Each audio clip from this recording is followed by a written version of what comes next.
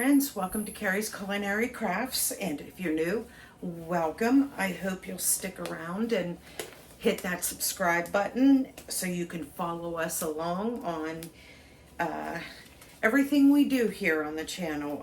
Everything has to do with food, you know, whether it's cooking, gardening, preserving, canning, all that good stuff. We do it here on Carrie's Culinary Crafts.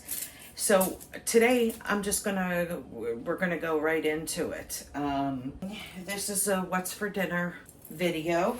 And to start off, I am doing chicken shawarma. Now, for those of you that have been following me for a while, you know that one of those packets that I had that I said I wanted to use was this shawarma packet. Both my husband and my son have had shawarma. They absolutely loved it. I've never had it. So when we were in Baltimore and we were going through some spices and stuff at our favorite spice shop down there, we found this shawarma spice blend. Now, I had no idea what went in it, so I purchased it mainly so I could use it, but also to get the ingredients off the back so I could make it in the future. Because like I said, both my husband and my son have had it before and they love it. So the print is really small here, so I just want to read to you what's in this. It is turmeric, black pepper, sumac, coriander, cumin, garlic, onion, allspice, and cinnamon. So those are the spices that are in it. I have all of those with the exception of the sumac on hand. So if I want to make up a blend, then I am going to have to just compare it, you know, to this, just to see, so I can have a shawarma blend in the future. So, but for now, I'm gonna go ahead and use this pack. I will be keeping this little baggie on file, so I have it for future use. So in tradition, because my son said, you can only have a shawarma on a stick. That's the only way that you can have it. That's the proper way. So I am also going to stick a bunch of my skewers here into some water so they can start soaking, because I will be sticking this on the grill. Although I don't know why I do it, because it doesn't seem to make any difference whether you actually soak them or not. But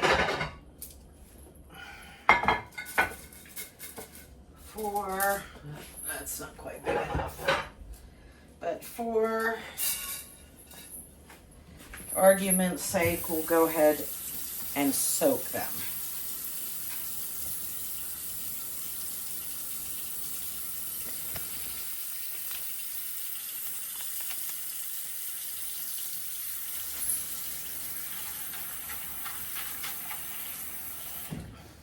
Okay.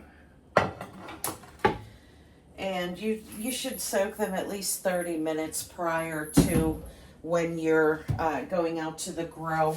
I'm not cooking for several hours yet. It is only 1:30. So I will just let them soak until I need them. In the meantime, what I am going to do is put my chicken in this big 2-gallon bag. And I got some Purdue Harvest Land. These are the free range chicken breast tenderloins.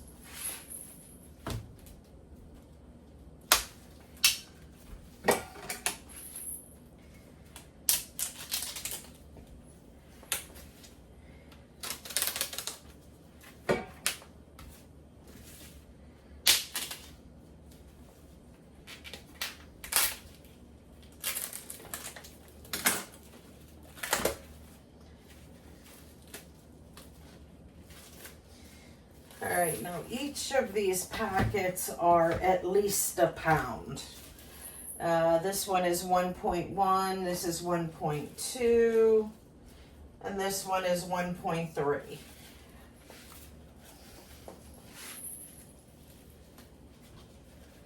And I'm just going to go ahead and put all of them in here.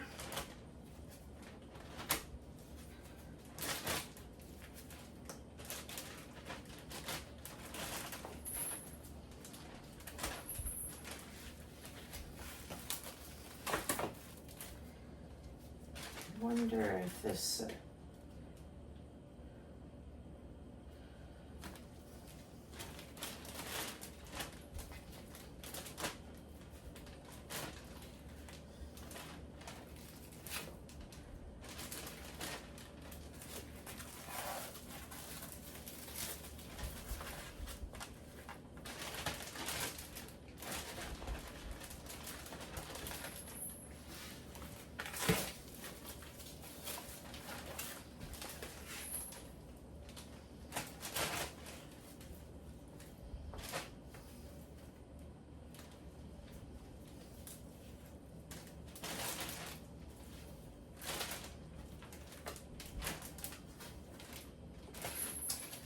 all right.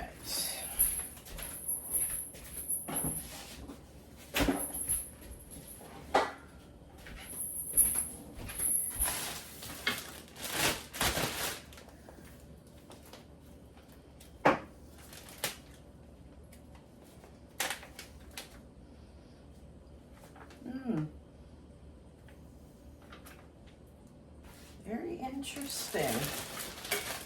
Like, interesting in a good way.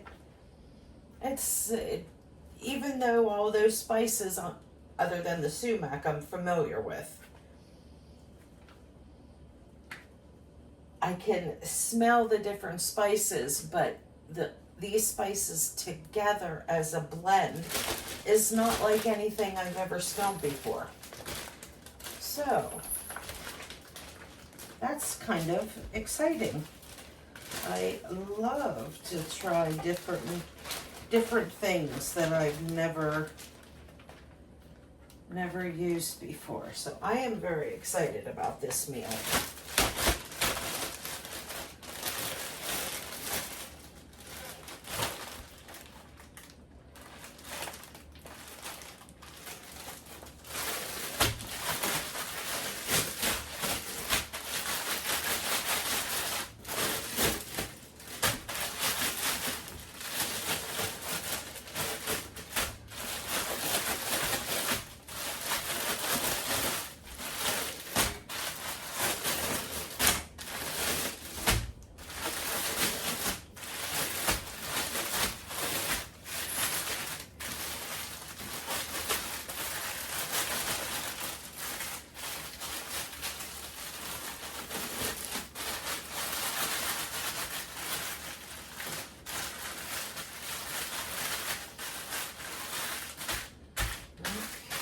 Looks like all of my chicken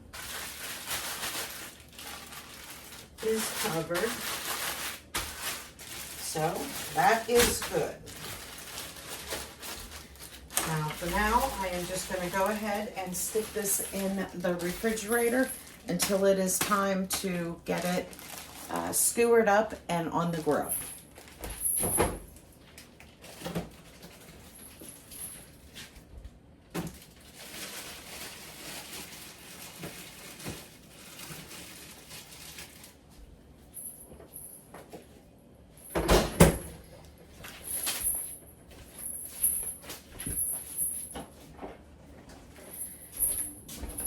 All right, so for the next thing that I'm going to do is I am going to have those chicken shawarma skewers, and then I'm going to go ahead and cut up some of these cucumbers. These are cucumbers from my garden, and I'm going to go ahead and make a cucumber salad. So, and it's going to be a simple salad. I will probably put some red onion in it and cucumbers, and a little bit of Greek yogurt and some Greek salad dressing in with that Greek yogurt to kind of mix it up to make it a little bit thinner, but keep that Greek flavor profile with the Greek salad dressing. So yeah, we're gonna go ahead and do that.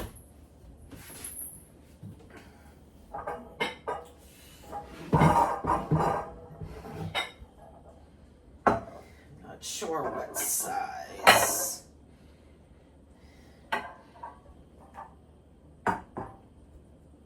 You know what? I'm gonna just start it in this big one.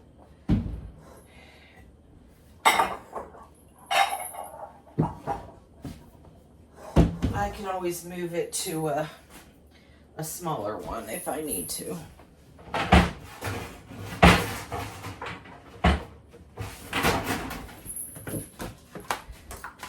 Okay, let's get some cucumbers chopped, sliced.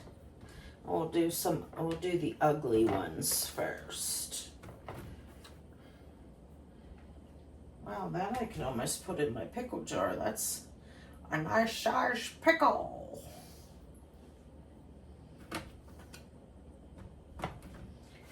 Okay, let's start with these two. Have some blemishes on it. Plus I want to check out this end because it's white there, and I know when things start to get yellow, things start to get a little bitter, so I want to try it first before I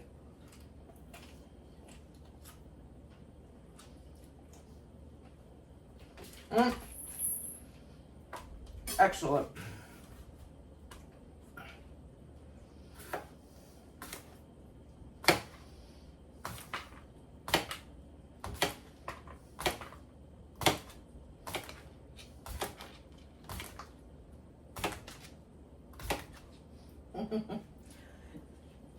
Look at that shape.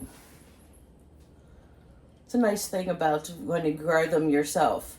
You know, things aren't always perfect, but it makes for a nice shape. Too bad I wasn't to go into some kind of party or something. I think that would look pretty.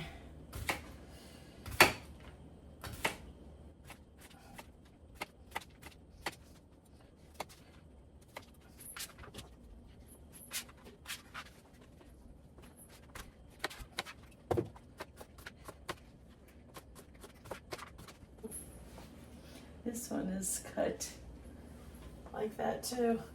But then like the other ones that I have are just like your standard cucumbers that you would purchase in a store, nice and round.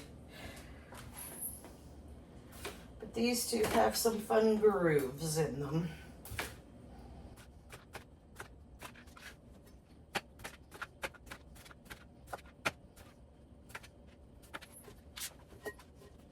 Okay, I think I could do another one. Let's do this one.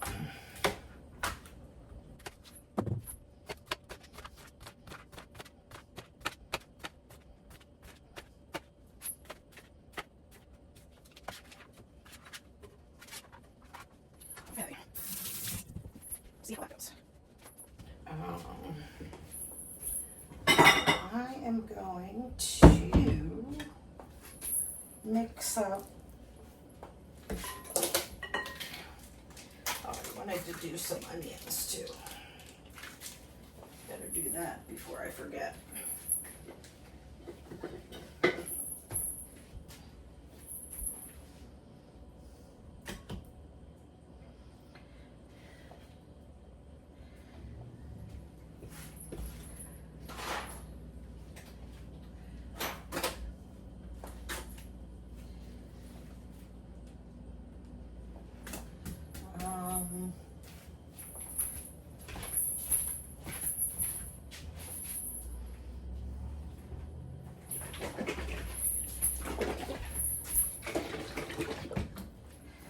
Now this is the Greek salad dressing that I do purchase because my homemade is just is never as good as this is. So I'm gonna go ahead and add some of this in here to thin it out a little bit. And then I am also going to use just a little bit, like a teaspoon. I have this tzatziki seasoning, which could make tzatziki sauce, but I am going to, it smells so good, use some of it in this blend. I'm just going to use one half a teaspoon, because it's really not that much there.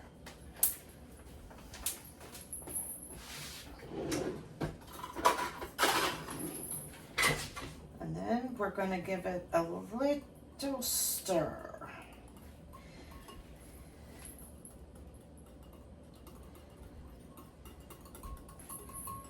If I need to add, if it needs to be, yeah, see, I think this is going to need to be a little bit thinner.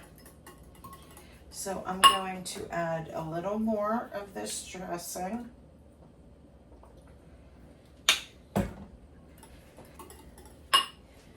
All right, now I'm going to add a little bit of milk to also thin it out a little bit.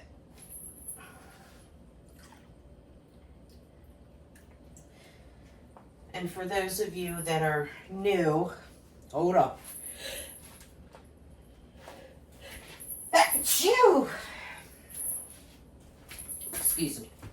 And for those of you that are new, when it comes to cooking, I usually, 90% of the time, I use boxed milk. One, because it's shelf stable and I can just keep it in my cabinet. And it has a long-term shelf life. And also, because I don't want to use my son's milk. My sons are milk drinkers, so I don't want to use their milk for cooking when I can use this. All right, let's give this a stir. And that definitely did it. We're definitely more liquidy now.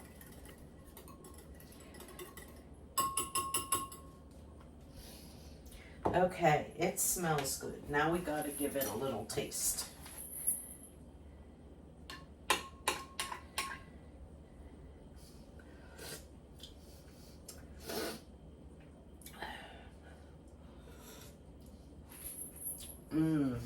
Okay. You know, that is good, but you know what it's missing?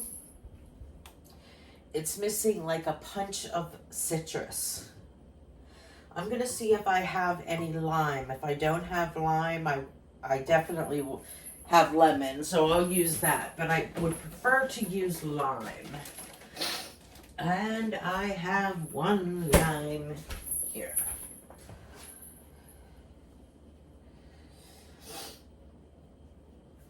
It just needs a little punch of something. It's just kind of a... It tastes great. The seasonings are great. It's just missing that excitement, that wow factor, that punch you in the nose citrus punch.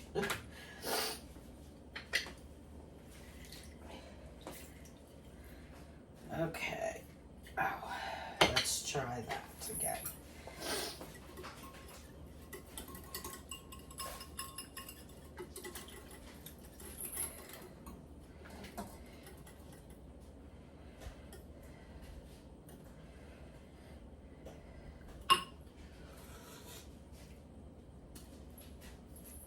That's it. That did it.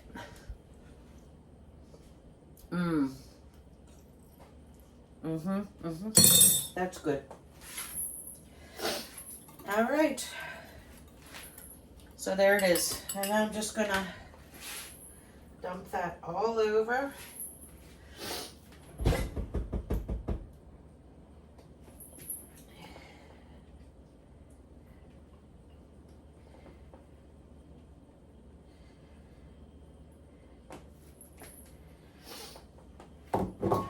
Give this a really good stir.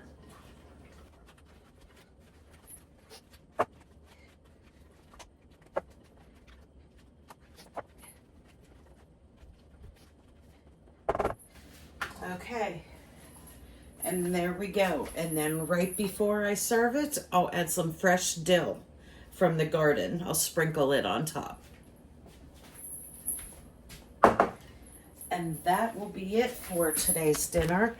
I will try and remember. I'm not doing very good at this, but I will try and remember to bring it back for our final plate. I will see you later. Okay, we have our shawarma on a stick, and we have our cucumber salad. And while I was out there, I checked the garden, grabbed a couple more cucumbers, a couple more zucchinis, and look at these 3 tomatoes here. These are the first tomatoes out of my garden. They're cherry tomatoes. They are called Sun Gold tomatoes. And they are my first 3 ripe tomatoes. So I just tossed them in there so all of us can try our first tomatoes of the season. So shawarma and cucumber salad is what's for dinner. I am going to do some smoked pork chops today. Luckily today we don't have any baseball games, but my son does have his senior pictures to be taken today. So I am going to go ahead and prep these pork chops and get them ready for the smoker whenever it's time. I have some thick cut bone in pork chops here, and there are 4 of them. And I'm going to season them with a rub, and then I am going to smoke them on the smoker. These thick cut pork chops will probably take about an hour and a half to cook, or an hour and a half to smoke. You just want to take the temperature of them, make sure they're minimum of 145. I usually like to let them go just a little bit higher than that. I would say about 160 is where I like to get it on my smoker. So I will smoke them at between 225 or 200 and 225 degrees. So they will take between an hour and an hour and a half. I will start checking them at an hour, see where they are, and then I'll go from there. Now, after I smoke them, I am going to then sear them in my cast iron pan with some herb butter. And I'm going to do that part when we are sitting down for dinner.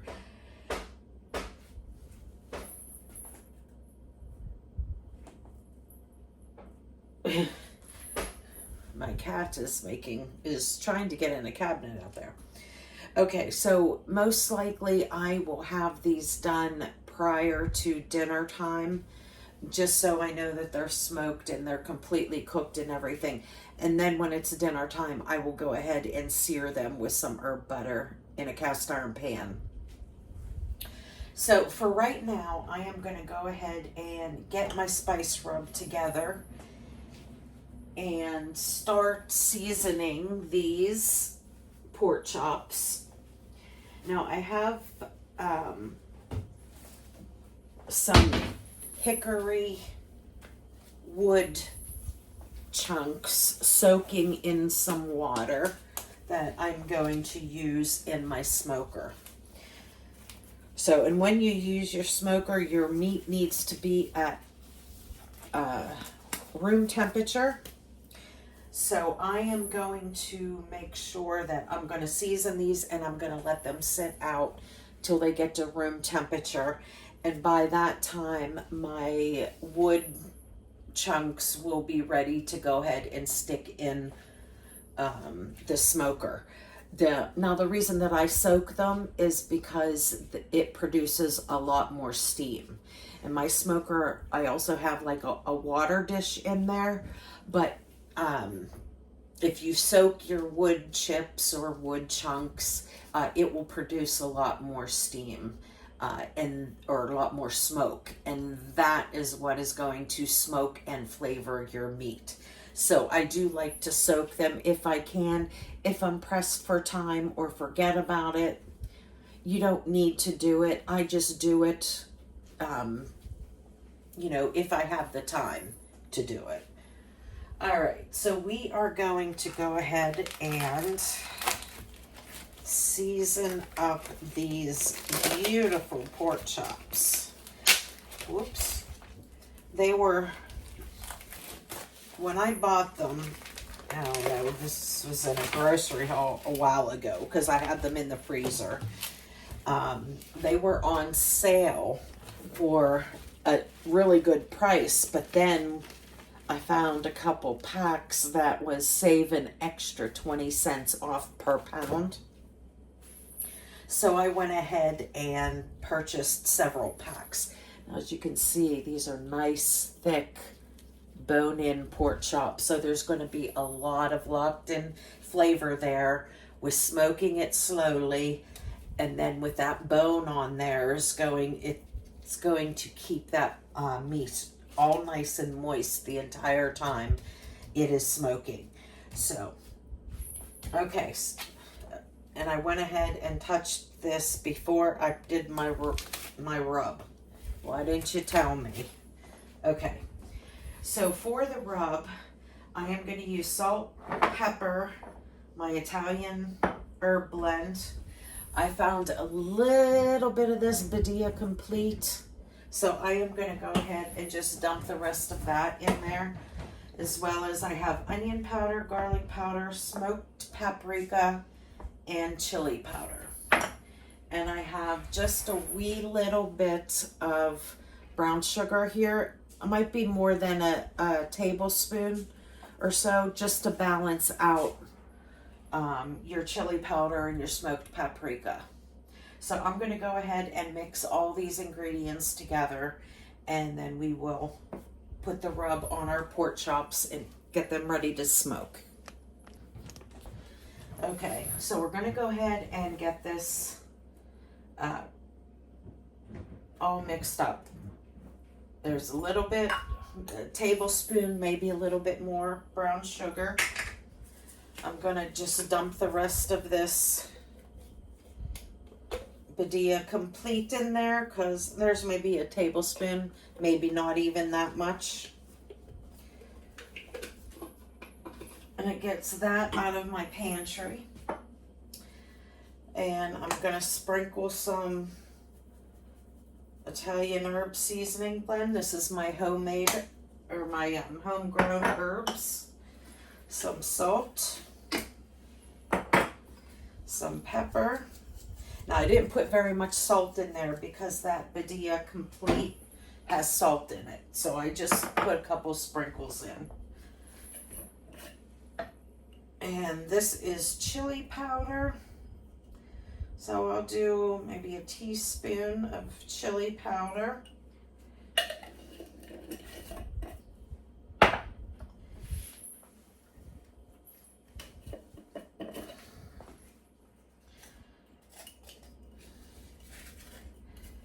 And we'll do a heaping teaspoon of garlic powder.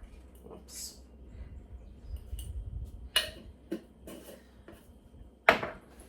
And a heaping teaspoon of the onion powder.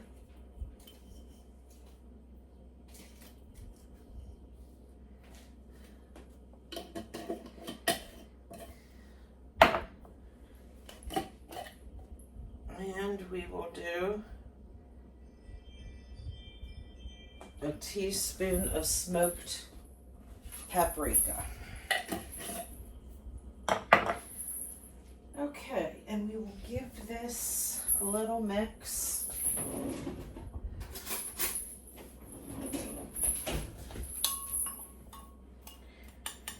Make sure you smash up that that brown sugar if you use it. You could use regular sugar, coconut sugar, whatever you'd like. You can use any type, but you just want a little bit of sweetness to balance out the spice that's in there.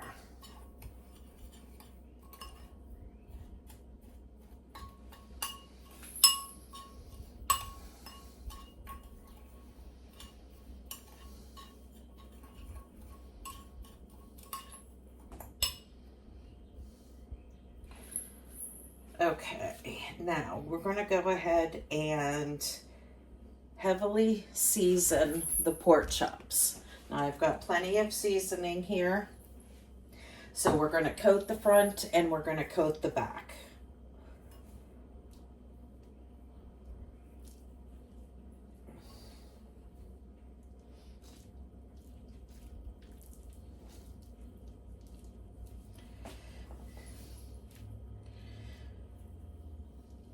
And basically what I'm doing is just taking half of the seasoning now and putting all over the top. And now I'm going to go ahead and push it in.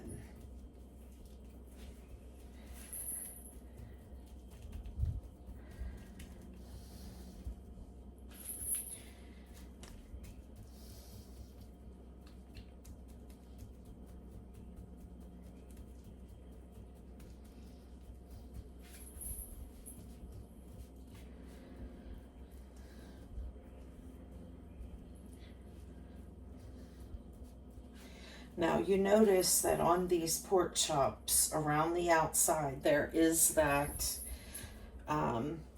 little rim of fat, and you don't want to cut that off because that is going to help keep the meat really moist whenever you are smoking these pork chops. So during the smoking process, because it's such a low temperature, that fat will slowly render and will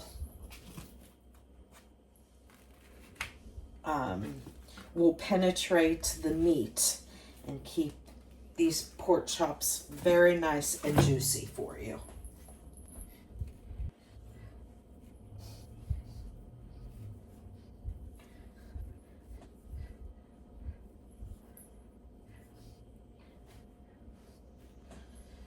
Okay, now there's the second side, and you want to go ahead and really push those seasonings in there.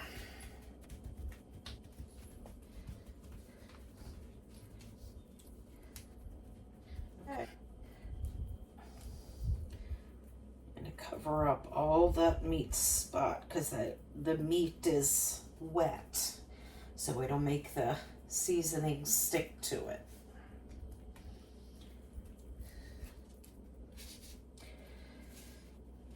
Okay, now there we go. We're going to go ahead and let these sit till they get room temperature, and then we'll go ahead and take them out and put them in the smoker.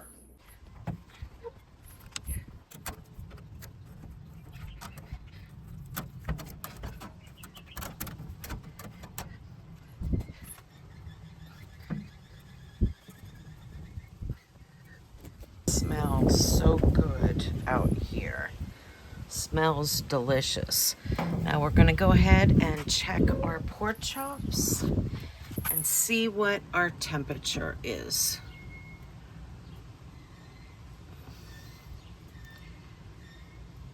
Okay.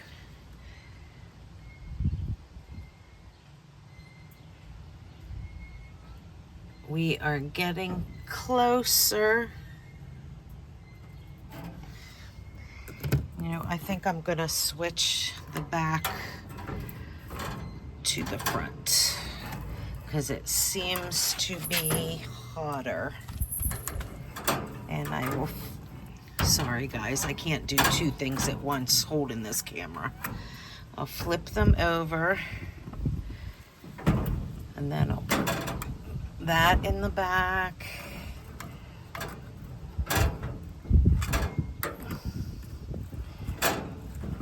Oh, sorry. See, I told you I can't do two things at once. And we'll flip this one over, stick it in the back.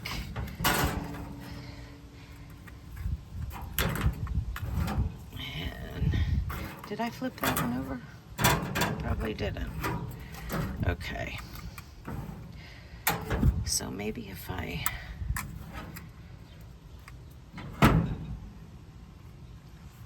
pull them both more into the center, maybe that'll help. Okay, so there they go. They are not quite ready yet. They are getting close. They're at 139 degrees, and we need them to be minimum of 145. So I am going to go ahead and leave them in there a little bit longer. I did turn up the heat just a little bit because I do want these to be done and resting inside before I go ahead and serve them for dinner. Because I did say, remember that I'm going to sear them with the herb butter in cast iron. So they will finish, they will reheat up and everything for dinner. Okay, once my pork chops were done in the smoker, I brought them in. I heated up my cast iron skillet. I put a big pat of my garlic herb butter into the pan, and I'm searing the pork chops on both sides, as well as you can see me here, I'm basting, spooning over some of the garlic herb butter over top of the pork chops on both sides.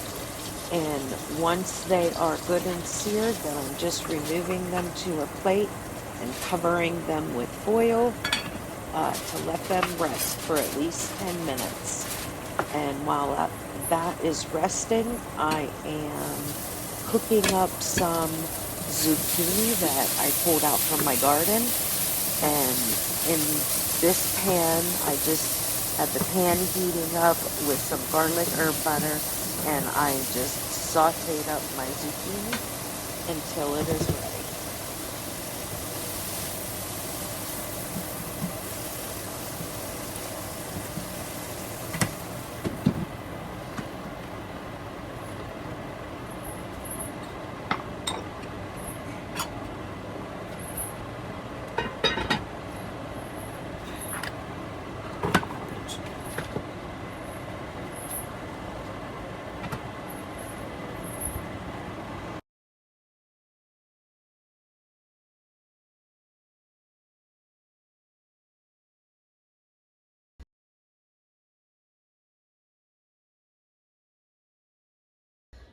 Okay, for my next dinner, I'm gonna do a crock pot dinner, and I am going to do chuck roast and some potatoes, and I have some au jus gravy mix and some brown gravy mix, and I have my homemade ranch. And I am going to, first thing that I'm going to do is spray my crock pot really good.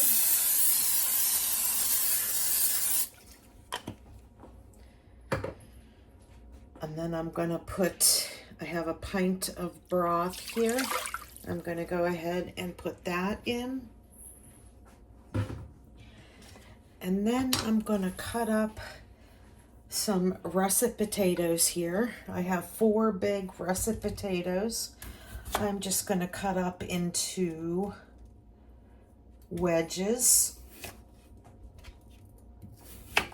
And I am going to stick them in the crock pot.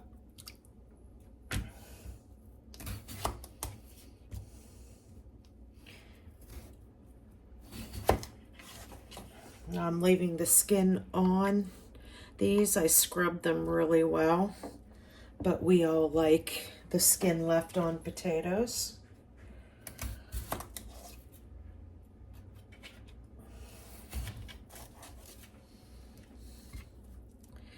And I think I'm only going to need 3. Yeah, I'm just going to do those 3 potatoes because that's more than enough for us. So, and then the potatoes I'm going to go ahead and season with salt, pepper,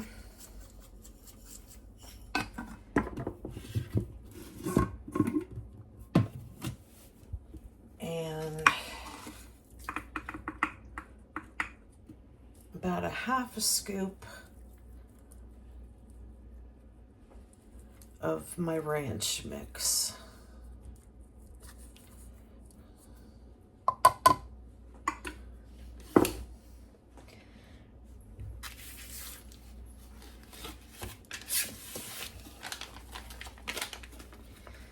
And I'm going to go ahead and put about half of my brown gravy mix.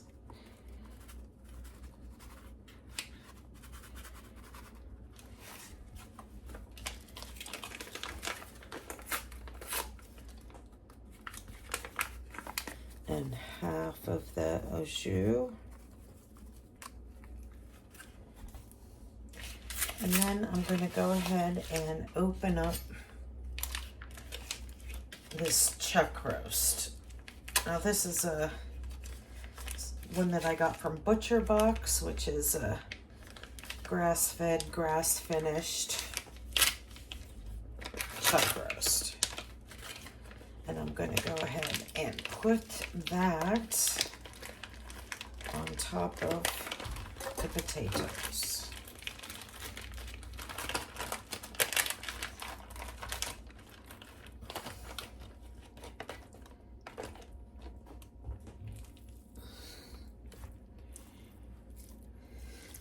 Like so.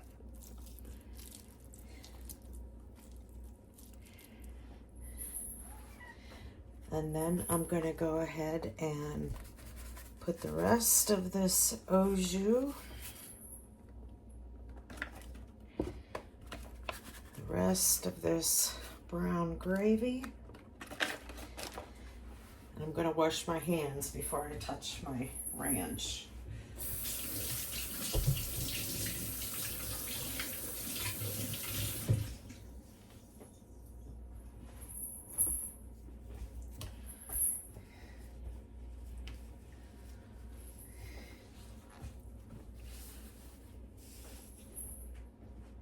Okay, then I'm going to get another half scoop of my ranch and drizzle that over.